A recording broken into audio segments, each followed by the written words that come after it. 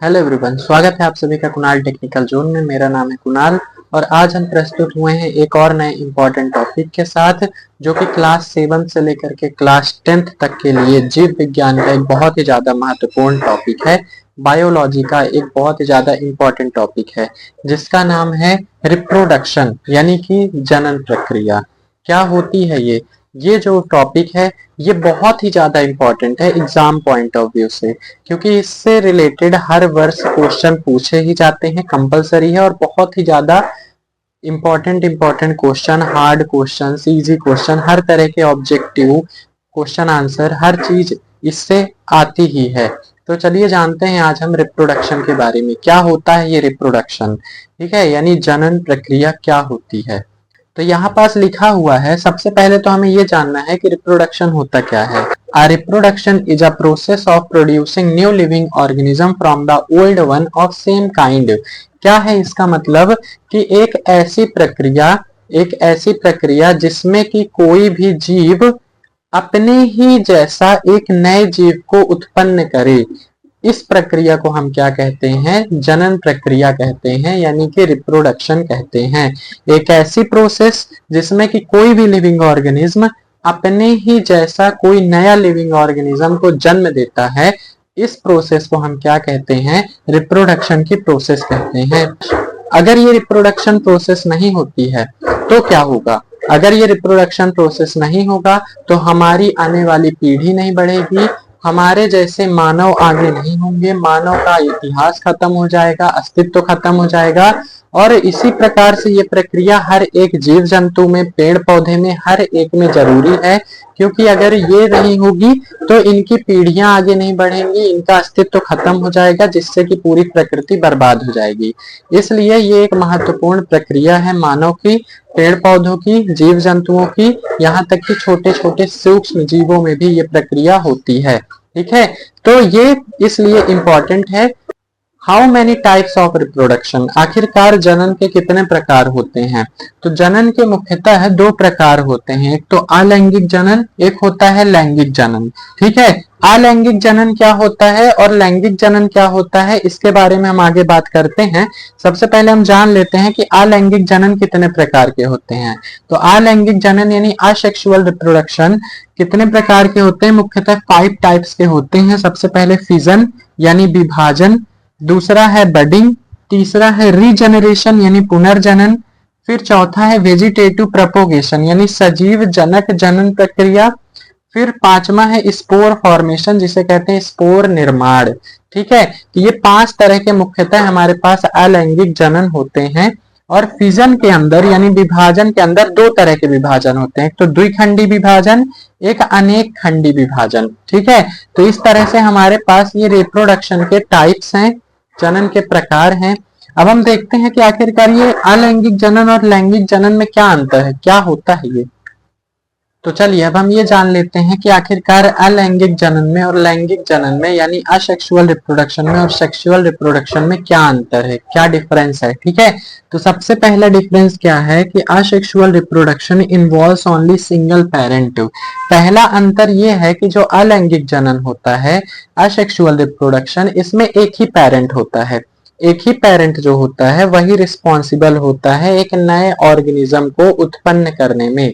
एक नए जीव को उत्पन्न करने के लिए सिर्फ एक ही पेरेंट इन्वॉल्व होता है, रिस्पॉन्सिबल होता है।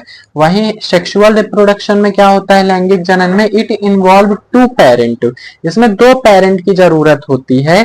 यानी कि जैसे ह्यूमन में जो रिप्रोडक्शन होता है उसमें मेल अलग होता है, फीमेल अलग होता है, और मेल और फीमेल मिल करके रिप्रोडक्शन करते हैं, जिससे कि एक नए ऑर्गेनिज्म का निर्माण होता है, एक नए जीव का निर्माण होता है, एक नए ह्यूमन बेबी का निर्माण होता है। ठीक है, तो यहाँ पास जो होता है लैंगिक जनन में 2 पेरेंट इन्वॉल्व होते हैं, और अलैंगिक जनन में एक ही पेरेंट जो होता है वो रिस्पॉन्सिबल होता है नए जीव को बनाने के लिए।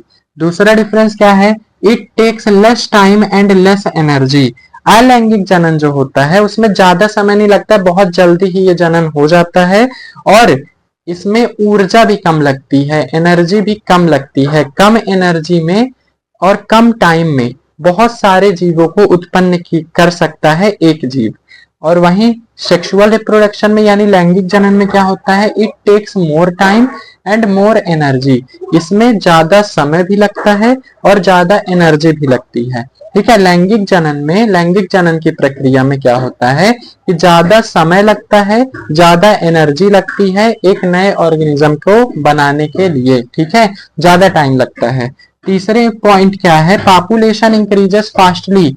अलैंगिक जनन में जो होता है, अब कम एनर्जी लग रही है, कम टाइम भी लग रहा है जनन प्रक्रिया में, तो कम टाइम में, जितने टाइम में इसमें 2 ह्यूमन बेबी आएंगे उतने टाइम में इसमें कई सारे सैकड़ों आ सकते हैं। ठीक है, तो यहाँ पास क्या होता है कि कम टाइम में बहुत ज्यादा जल्दी जल्दी पॉपुलेशन इंक्रीज हो जाती है, क्योंकि कम समय में जनन हो रहा है और कम समय में बहुत जल्दी जल्दी जल्दी जल्दी पॉपुलेशन इंक्रीज होती है अलैंगिक जनन में। लैंगिक जनन में टाइम तो ज्यादा लगता है लेकिन पॉपुलेशन भी धीरे धीरे ग्रो होती है। ठीक है, जैसे कि ह्यूमन में कितना टाइम लगता है एक नए बेबी को बनने में, बाहर आने में, फिर सेकंड बेबी को बनने में, बाहर आने में कितना टाइम लगता है, लेकिन अलैंगिक जनन में उतना टाइम नहीं लगता है, कम समय में बहुत सारे पॉपुलेशन इंक्रीज हो सकती है। ठीक है, वहीं it has less variation, it has more variation. Next point हमारा क्या है कि अलैंगिक जनन में वेरिएशन बहुत कम होते हैं। वेरिएशन मतलब भिन्नता, जैसे कि ये जो अलैंगिक जनन में पेरेंट इन्वॉल्व होता है, ठीक है, एक ही होता है, सिंगल पेरेंट है, वो सिंगल पेरेंट जब एक नए ऑर्गेनिज्म का निर्माण करेगा, नए जीव का निर्माण करेगा, तो ये सेम टू सेम इसी की तरह दिखता होगा।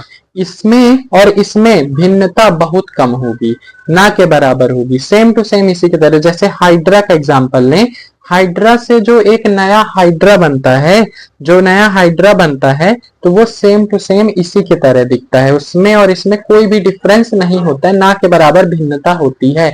लेकिन लैंगिक जनन में क्या होता है कि इट हैज मोर वेरिएशन, इसमें बहुत ज्यादा भिन्नता होती है पेरेंट और बेबी के बीच में। जैसे कि ह्यूमन में मेल और फीमेल जब रिप्रोडक्शन करते हैं, नर और मादा जब जनन करते हैं, तो एक नए बेबी का निर्माण होता है, और ये नया बेबी जो होता है इसके अंदर कुछ कैरेक्टरिस्टिक मेल के होते हैं, कुछ कैरेक्टरिस्टिक फीमेल के होते हैं, यानी माता पिता के कुछ कुछ होते हैं ना लक्षण, तो ये इसी कारण से होता है। ये बेबी जो होता है पूरी तरह इनकी तरह नहीं दिख रहा होता है, कुछ मेल की तरह कुछ फीमेल की तरह, मतलब कि इस बेबी में भिन्नता बहुत होती है।